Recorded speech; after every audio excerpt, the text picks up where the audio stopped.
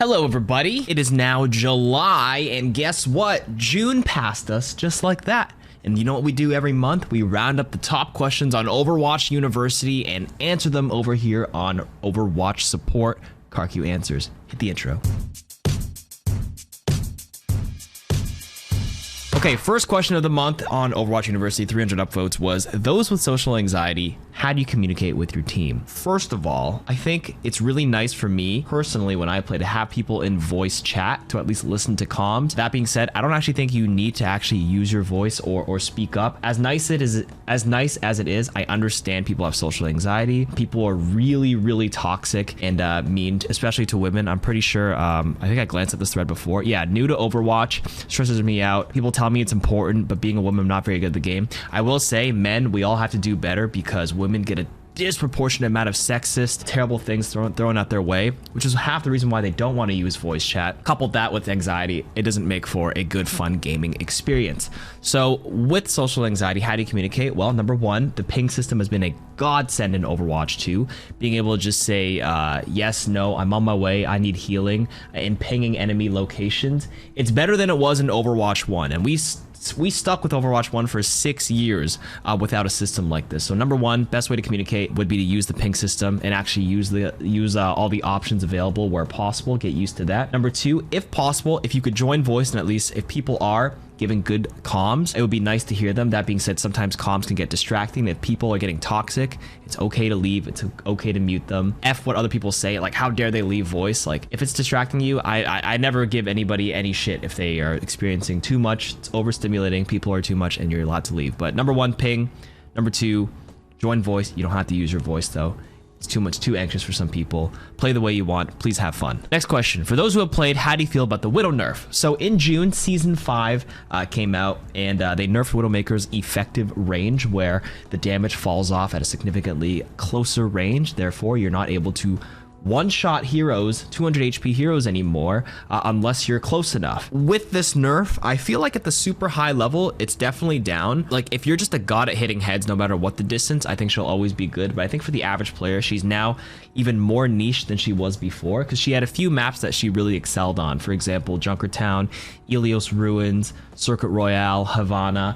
Some previous strong sniper spots are nerfed, where effectively you can't one-shot people anymore. So you have to play a closer distance. And if you play a little closer, the enemies are one cooldown away from reaching you. One Winston leap, they can get you. But previously you were able to play so far away that you wouldn't be able to be contested unless the other team ran a Widow as well. So how I feel about this Widow nerf is that she's more niche than she was before. Probably C tier for most players. At the top 500 level, if you're just an average hitscan player that, you know, sometimes flexes to Widow, she's more niche than before, so C tier there. If you're just a diehard Widow main, I'm sure they've adjusted a little bit and they could probably make her work up to like B. She's like good if you can hit your shots. But for the most part, I think Ashe accomplishes what she can accomplish at those ranges pretty well. So I think you could just pick Ashe and do pretty much the same, especially in the average metal ranks, which is what these Overwatch University questions, that's the target demographic. Play Ashe. Get a Bob, that's a 6th player. I would recommend that. Is there a way to reset my rank, or do I have to make other people miserable? Now, matchmaking's been a little funky for a lot of people. You could optionally make a new account and recalibrate yourself and be ranked lower, but people are even reporting that when they make new accounts, they're ranking even higher because the matchmaking has no idea where to put you. If you have a few anomaly games where you actually win some games, which can happen certainly at even ranks above, you can run on a good streak on a new account and get like a super high rank. I wouldn't even advise that. I would say there's no way to reset your rank and just play the game. You will naturally calibrate once the matchmaker has a better idea of what your rank is. Like generally, if you are a diamond player and you feel like you're queuing into GM games, like you will lose the games. Forget what people say. Yes, you probably didn't belong there, but after a certain amount of games, it should calibrate you back to diamond, and that's the way the natural causes go. Could be frustrating for the other people, but it's never your fault. It's generally the matchmaker's fault. And if you have a fresh account or like an account that you haven't played on in a while, that's just the way it's going to be. They have added a new system in Season 5 where if you haven't played for a season, you will not have a rank, and it'll generally have a small decay to account for people, you know, not picking up their their skill back to where they were if they took like a 1-year break. Don't worry about making other people miserable. You focus on yourself and your own gameplay and let the rank take care of itself. Is Pharmercy disproportionately easy to get value from, or am I just bad? Pharmercy can be very oppressive if uncontested. So yes, she can be disproportionately easy to get value from if literally nobody is doing anything to stop her, or even pressuring her, even just a little. Some people just think, oh, it's not my problem, somebody else has to deal with them, and then it just has the whole like ripple effect where someone's pointing the finger at someone else to deal with her. When I say deal with her, a lot of people assume you need to outright kill Pharmercy, which is the best case scenario, but a lot of times all you really need to do is just apply a little bit of pressure and then she changes her angles. For example, if I play Baptiste as a support, maybe I have a Widow and a Cass on my team or an Ashe. Theoretically, they have the best shot at contesting the Pharmercy and shooting them out of the sky, or even a Diva to matrix some shots. But even me as Baptiste, if I just like, I probably can't kill them in the sky due to fall off damage and just how slow my burst is depending on how far away they are. But if I just shoot them once or twice, pepper the Pharah, pepper the Mercy, if I just shoot the Mercy a little bit, she might panic GA and put herself in a bad position. If I shoot the Pharah a few times, now she can't just stand over us and just non-stop fire rockets. She's like, oh, I'm getting pressured. Now she ducks in, she ducks out, she has to go behind cover. Everybody has to play their part in the way that they can. Some heroes literally can't do anything about Pharmercy, and this is where like you get the idea of like super counters. For example, if you play Brig against Pharah Mercy, you can do nothing. Reinhardt, you can do nothing. But anybody who can sort of pressure her, you should do that. Or pressure the combo, you should. It's not that you're bad, but like you definitely need at least a person or two to apply pressure. Remember, they're 2 people. If all 5 of you refuse to do something to deal with her, you better be coordinated enough to deal with the rest of the 3 people that are not Pharmercy on the enemy team and deal with them. And Pharmercy are the last 2. But nobody knows how to do that, so I would just generally suggest 1 or 2 people mark her. We use the term mark in the Overwatch glossary. Mark just means like contest, pay attention to her, keep an eye on her, pressure her, all those sorts of things. Where am I supposed to practice characters? Number 1, practice range. Number 2, you can do custom workshop modes tailored to them. I have an old video called 1 workshop for every hero, or you can literally just Google, you know, like hit scan training, aim trainers, all that stuff. There's a bunch of workshop codes you can use. And number 3, quick play. Simply just playing those characters in quick play will be enough. And forget all the sweaty quick player players asking you to switch and do this. It's quick play, man. Ignore them, focus on your mechanics, and it's totally okay.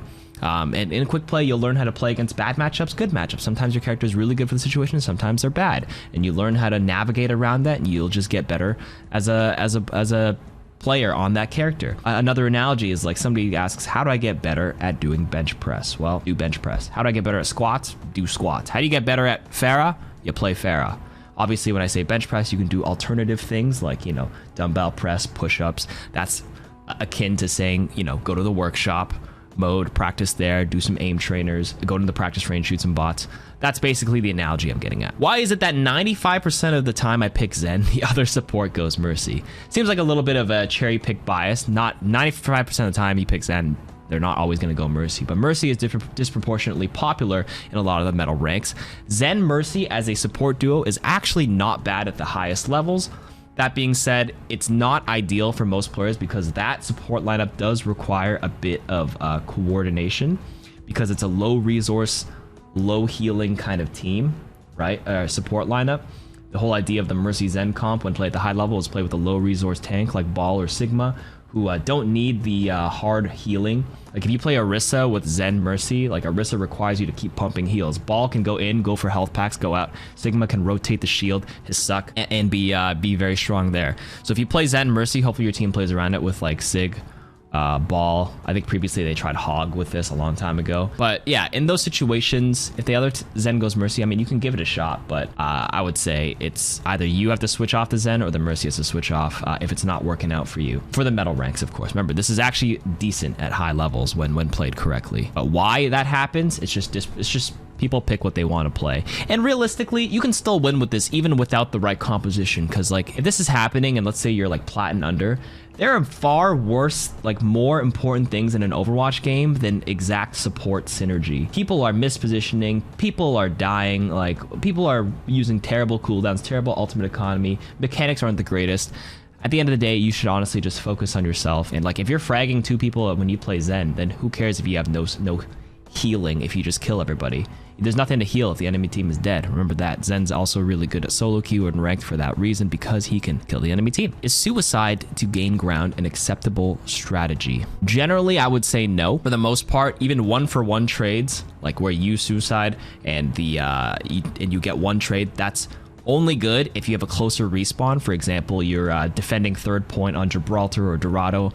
Only as a defender, if you take a 1-for-1, not the best, but that's definitely a trade favorable for the defenders, because you will come back and re-enter the fight faster than the enemy team comes here. If you are just dying to gain ground without trading an actual kill, I would say no. If you have the ability to gain high ground, like a D.Va or Winston, you also have the ability to engage. You also have the ability to disengage. I would say, so yeah, in general, that's not a good strategy at all. You have to pick your fights correctly, take your space, you know, push a little bit, see if anybody makes a positional error, and then if you're gonna all in to gain ground, your team better be ready for that, to take advantage of that. If you're gonna die, your team better trade 2 kills if you're not gonna get the kill or contribute to that kill itself. Like you jumping up top forces 2 people to fall down, then your team kills the 2 people on the ground. Maybe you get blasted from the top. You know what I'm getting at, but yeah, no, don't do that. Exactly what does hitscan mean? Simply put, hitscan means when I click my mouse or click my button on the controller or trigger and fire a bullet, exactly when I press is exactly where the bullet will be and is exactly where the enemy will take the damage. So Cassidy, Widowmaker, Ashe, Soldier, those are instantaneous. It's hit scan, it's instant the moment I click. The other opposite of hit scan is the term projectile, which is where there's a travel time for the bullet. So an unscoped Ana shot has a travel, that's a projectile. Hanzo, you have to wait for the arrow to hit. Torbjorn, when you fire his Cheeto, takes a while to make it there. Those are projectiles, but hit scan means instantaneous damage based on where you shot your bullet. Is there a best ult in the game? A long time ago, I made an ultimate tier list on what I think is the best ult in the game. I should make a new one. In my opinion, at the higher levels, I would generally say the most impactful ults, I wouldn't say there's one single one that's the best, because they're all like really good in their specific situations, but an all-encompassing good ult would be like Sombra's EMP, Baptiste's ultimate, Zarya's grab. Defensively, defensive ults are still like defensive. They don't really like almost guarantee a kill. I think best ults are the ones that almost guarantee a kill. So I say highest level with Bap ult, because a good Bap ult can pretty much secure a kill every time. Nano is questionable. It's really good, but I wouldn't say it's best. I would say those are top 3.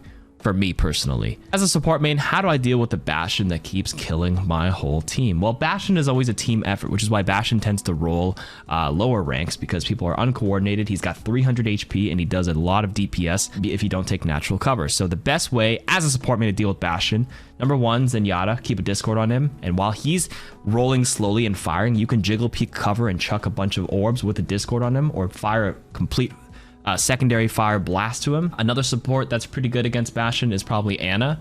Ana can most certainly try to shoot, sleep, nade him, because he's very slow when he's in that turret form. And number 3, maybe the next best support would be Baptiste. Baptiste has got really good DPS. All of these require you to jiggle peek, by the way. When as a support man, when you challenge a Bastion, or any hero for that matter, it doesn't mean stand in front and try to like fire back. Obviously his turret's gonna blast you, but if you jiggle and use your cooldowns, as Ana, you jiggle with a shot, throw a nade, jiggle, throw a sleep dart. As Zen, you're jiggling with each shot. Baptiste as well. Bastion can only shoot one person, remember, at one time. So like, also if you notice he's not looking at you, then maybe you can stand and peek him for a little longer. You might not have to jiggle in those instances, but those 3 are the top 3. You can argue Kiriko, but Kiriko can't headshot a Bastion from the front, and Bastion has a front layer of armor, and he has Ironclad, meaning each kunai is dealing like 30 damage or something, and the fire rate's really slow. So I would not even say Kiriko's a good way to deal with Bastion, but if you're talking about support specifically, definitely Zen, Ana, and then Bap in those 3 orders. Is it wrong to not have winning as the main goal in competitive? This is more of a philosophical question. I think it should be a goal to have. It should be a goal to win the game, but your main goal should, at the end of the day, should be getting better with each ranked or competitive match. And if your goal to go in there is to get better with team play in mind, with the side goal of winning, then the goal of winning will take care of itself as long as you're playing to improve. Because naturally, if you're playing to get better, you will naturally win more games. That's my philosophy, at least. How do you tank when your team has 3 snipers? So I assume they mean like Hanzo, Widow, and like Ana.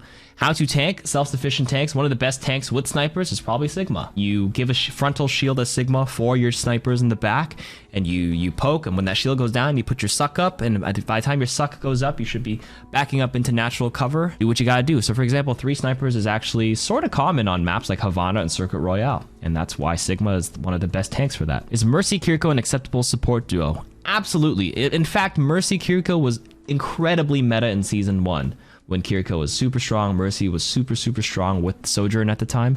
Mercy Kiriko is great, and in fact, encourage. I think this is one of the better support duos in the game. Why do people not shoot barriers? Because people assume there's not enough focus fire and it never goes down. And if everybody assumes that, then they never go down. Thankfully, this philosophy naturally changes as you get in the higher ranks. When people notice there's a Winston bubble and you have the firepower or the composition to get around it. Like Widowmaker shouldn't be focusing the Widow bubble. You can shoot it a little bit, but like generally she has to hold an angle. But if you don't have like a Widow or something, you have a Hanzo junk, you have a Baptiste, everyone does shoot the barriers. So my advice for this question, why do people not shoot? It's because people, again, assume that somebody else will, or there's not enough timely focus fire. So I want everybody who reads or listens to this to remember to shoot the barriers. It is very valuable, and if everybody believes in this philosophy, then no matter what rank you are, people like naturally will do it, which means everybody in the Overwatch gets better at doing it. So please listen, shoot the barriers. How can I deal with a skilled ball as a support? Yeah, this one's tough. Anna's a great one, and if you can sleep this ball consistently, remember when ball rolls through, he's a little bit predictable. When he goes for a pile drive, he has a predictable path. Those are the best 2 times to sleep him. The next best one is Zenyatta. You cannot get isolated as a Zenyatta by yourself, then Ball should be able to 1v1 you. But if you can keep the Discord on him and play grouped enough where you get a little bit of support, he will melt with the Discord orb. So Anna, Zen, and Baptiste, in my opinion, is one of the best ones. Same thing, you can't be isolated. He can 1v1 you as a Baptiste by yourself in a strict 1v1. He has too much health to go through, but Bap can absolutely pressure the ball like crazy. You'd be surprised. Trust me, I play a lot of Baptiste. If I have a semblance of health and he engages and I can survive with my regen burst after a slam, because everybody goes down to 100, they're halfway. My regen burst heals everybody over a half or double the amount, and then I just DPS him as he rolls away, and you absolutely roll him. So those 3 are my top choices. Is giving advice in quick play rude or dumb? I wouldn't say it's dumb, but a lot of people aren't asking for advice. It's kind of like backseating when people aren't expecting to be advice. Some people are like, oh, I'm just trying to help them get better. But there's a time and place for everything, and I think in quick play, let people play what they want. It's quick play, it's casual. The worst is the backseaters. It's like, imagine you're going to the gym and every person's like, yeah, you're doing this wrong, you're doing the form. I get some people want to be helpful, but like, it can be a little annoying. I'm trying to like play pickup basketball and they're like, yo, you should like tuck in your elbow when you jump. And I'm like, bro, I'm not trying to like, I'm not in the mood for this right now. There's a time and place. So like, just let people play the game. How do you handle having a support pairing with 0 synergy? I would say don't worry so much about synergy. Synergy is honestly more important the higher you get, but like people, even without support pairing synergy, there's a lot of people who are just off sync, not in voice, people miss-ulting. Don't worry so much. Play stuff that isn't like super terrible anti-synergistic, like maybe like Lucio Zen, that is like super outdated. I wouldn't play that, for example. Those are, I actually have a support duo tier list. We could link that in the description for those who have no idea what to do, but I wouldn't worry too much about it. There's only like 3 pairings in the game, or 2 that are like, okay, this is like really tough. But even so, I said it earlier, where there's more things to focus on than your own synergy. Focus on capitalizing on enemy mistakes, and you can force enemy errors and where they actually just die, and that's equally as valuable. Some people think, you know, when you have a bad synergy or a bad pairing, your team dies because of it. Well, if you can also capitalize on an enemy dying for other reasons, that's equally as valuable as having your team dying by having no synergy. Does that kind of make sense? You're trading people, so try to find ways to win. Don't worry too much about synergies. With the best characters in Nano, I also have a tier list here somewhere I can link as well, where I have the top pairings to Nano for Anna. But generally, you have 2 options to Nano, right? You Nano someone to synergize with their ultimate, or you Nano when they're good outside of their ultimate. So for example, high energy Zarya or a Winston to take space. Nanoing tanks in general makes the most space for your team because it's higher effective value, because Nano Boost reduces damage by 50%. Tanks have the biggest health pool. They should be able to do the most with it. And they also are the heroes that contain the most CC, like, you know, Rhine Shatter, Zarya Grav, all that stuff. Most of the CC is baked into those heroes. So those are the best characters in general.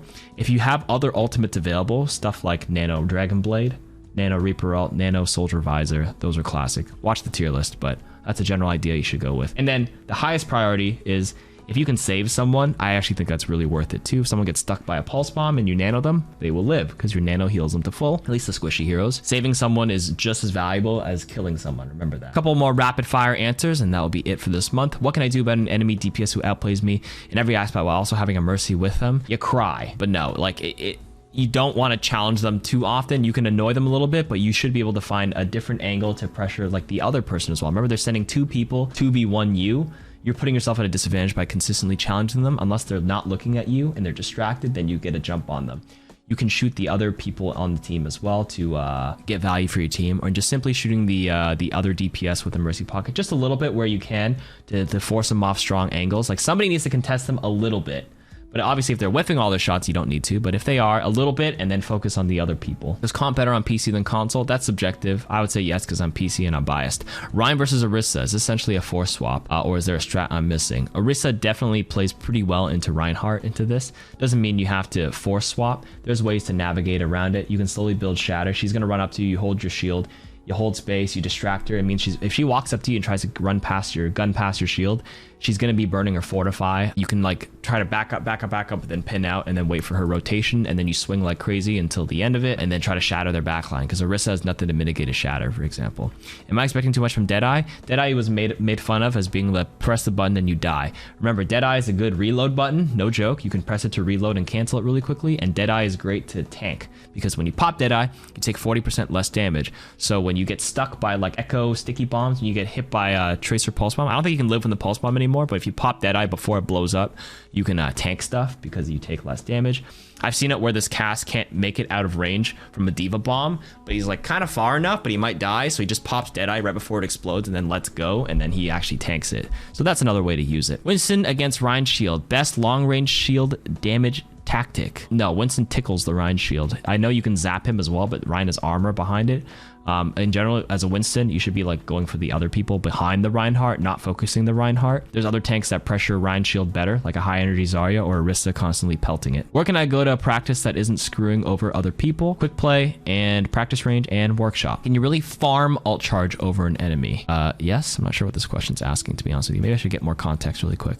Throw a projectile at spawn doors to farm alt charge. Don't they get the same as healing it up? Kind of, yes. But at the end of the day, don't worry so much about the supports healing off the damage you're doing. You do 2 things when you deal damage to people. Even if the alt supports get alt charge, you're pressuring them. You're keeping them on their toes, and that's the stuff that doesn't show up on the stat page. You'll notice tempo of the game goes up like crazy when you play in higher elos, is because there's always damage incoming, and the onus is on the support to keep it up. You're pressuring not only the person taking damage, but the person topping them up. So don't worry about damage. Is always good, in my opinion. Why does it seem like some players in Diamond are worse than players in Silver and Gold? Personal thing. Generally speaking, if you're consistent Diamond after 100 games and this person's consistent Silver Gold, they're probably a better player. Granted, there may be some games where the Diamond is just better at a certain playstyle and worse than a Gold player at other certain playstyles. This is just like there's like a psychology term where it's like, why does it feel like this, even though like statistically and factually it's not true? Dissonance? Probably a dissonance. And someone explained alt cost to me. Every ultimate has a cost to it. It's called alt points. For example, someone has 2,100 points to build their ultimate. Another person has 1,500 points to build their ultimate. This is all found in the wiki. Everybody has an average 0 to 100% in the center. You gain 1 alt charge point for 1 point of damage. You gain 1 point of alt charge per point of healing. If I heal 75, I gain 75 points. If I deal 70 damage, I do 70 damage, or I gain 70 points. If you hit that certain 1500, or each hero has a specific one, if you hit that, you get your ultimate. 2 conditions: tanks give 25% less for damaging them and healing. If I do 100 damage to a tank, I only get 75 alt charge. If I heal 100 to the tank, the healer will get 75 alt charge. And you have a passive charge that's like 400 alt charge per minute. So if you see someone that requires 1,500 alt points to get their ultimate, or 1,600 for example, and they don't get it after 3 minutes, they passively would have gotten 1,200 alt charge. There's a whole meme out there called AKM Blade, where a pro player, AKM, took him 3.5 minutes to get a Dragon Blade, which means he had most of it from passive charge. He barely did anything for 3.5 minutes. That's why it's a meme. Last question, is it possible to climb higher with bad aim? Yes, look at Mercy, look at Winston, look at Rein. Aim is not the core. This is why Overwatch is such a beautiful game. You don't need great aim to be great at this game. You just need to have a great mind, be a smart player. That goes a long way, and just play heroes that aren't aim intensive. That's it. Thank you for listening to my KarQ Overwatch support for the month of June. See you next time. Peace.